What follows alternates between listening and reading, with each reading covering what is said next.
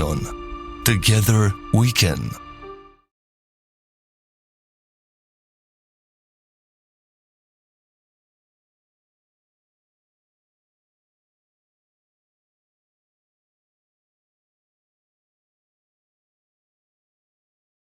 Well, organizations that want to do marketing used to do marketing by interrupting people. They used to do it by yelling at people who didn't want to hear from them about stuff they didn't want to hear about.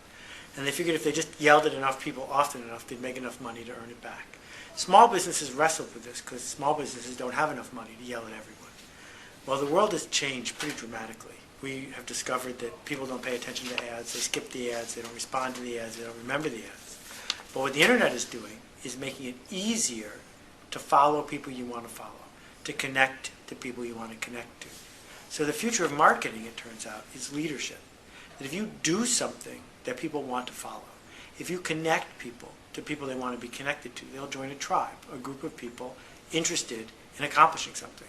And if you can lead a tribe, then the marketing will take care of itself.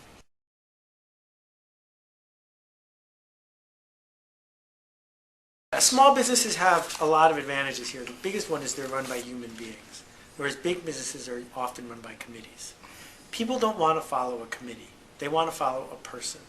And you must be genuine and authentic in order to connect these people. And you have to care, or else they're going to tell that you're not. So some big companies can certainly do it. Individuals can certainly do it. Oprah in the United States does it all the time. A company like Apple, which is the third most valuable company in America right now, just past Walmart, does it because Steve Jobs appears to be a human being, because their products appear to be designed by people for people. When you carry around your iPhone, or I don't know where mine is, or whatever, it's a symbol to the other people in the tribe.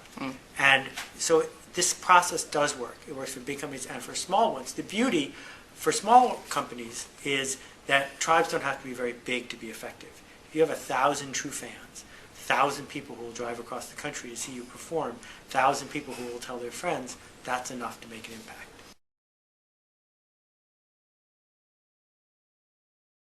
Well, the most important thing to do is to be a person, is to make a product that someone should buy because they want to, not because you pushed it on them, to tell the truth, to be authentic, to be a human being and connecting with people. The other thing you need to do is figure out that not everyone wants to be in your tribe. And one of the most difficult things to do as a small business person is say, you're not it, you're not it, you can't do this. Because we want everyone to be our customer. But tribes, all of them, succeed because there's outsiders. You can't have insiders if you don't have outsiders.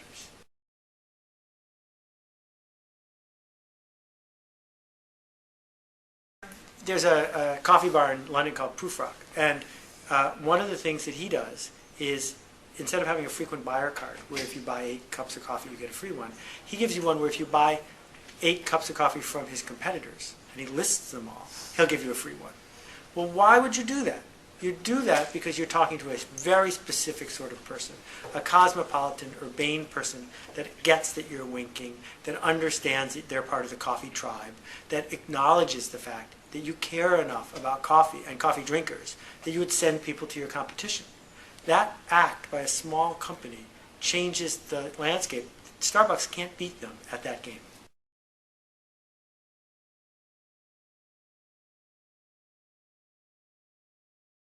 Well, there's good news and bad news. The bad news is most marketers are using social networks as a new way to spam people. They're using social networks as a new media channel to yell about what they do. That doesn't work.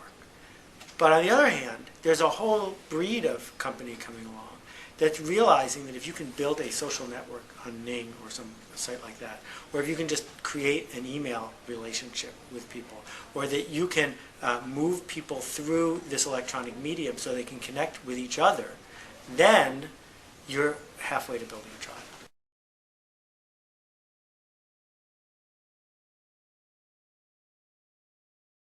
Well, I think you should decide. It doesn't matter necessarily how you decide, but you should decide. You should pick. You can't do all of them. The reason I'm not on Twitter is I already picked. I have a blog. I need to take care of it. I need to focus on it. I answer hundreds of emails every day. If I added Twitter to the mix, I would be bad at the other 2 things. So you need to focus. You need to say, this is the thing I'm going to do. Now, there are companies that use Twitter quite effectively, and if you can be one of them in the way you tell your story, in the kind of people you interact with, then go do that. But don't do it just because everyone else is doing it. That's a silly reason.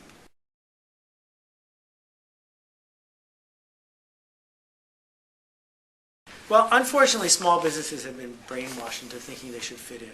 They should just be like big businesses, but smaller. They should be like their competitors, but in a different neighborhood. And that's just not working anymore. And so I guess the real question that I would ask people is, if you went out of business, who would miss you? And if the answer is only the people who had to walk 3 more stores to get to the dry cleaner, that's not a good answer. The idea of being missed, of being an important part of someone's day or someone's business or someone's life, isn't easy to accomplish. And you're not going to accomplish it just by making what the big companies make but a couple pence cheaper. You're going to accomplish it because you touch people, because you're generous, because you make change, because there's something about what you do and how you do it that people viscerally connect with. And if you can't do that, then you're going to be struggling for years. But if you can do it, you're going to discover there's a line out your door.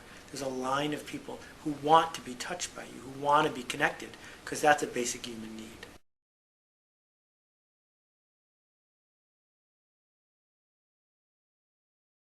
It's a great question. You start with, you don't have to be in any business if you don't want to. So just because the world is lined up to not help you doesn't mean you get to whine about it. Just do something else. So if you insist on being price-driven commodity supplier to businesses that don't want to talk about you, well, then don't expect to grow, right? That's all there is to it. What we know is if you can change that equation, you can grow. How can you get people to talk about you? Well, for example, let's say you're a plumbing supply house in a small suburb or a rural area or even a city.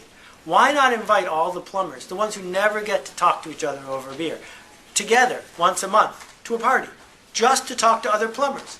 Now, you don't have to say, talk about my widgets or talk about my faucets, just talk. Now, if all the plumbers come together once a month to meet each other and trade stories and hang out, don't you think they're going to want you to be part of that conversation? Don't you think you become irreplaceable in the extent that you are the host of all these plumbers? Instead of saying, I have the cheapest faucets, what you need to say is, I have the coolest plumbers, come here, you get invited to meet your peers. So there's all these opportunities to unlock conversation, but no one is going to talk about your boring products for boring people. If that's what you insist on, then be prepared to be invisible.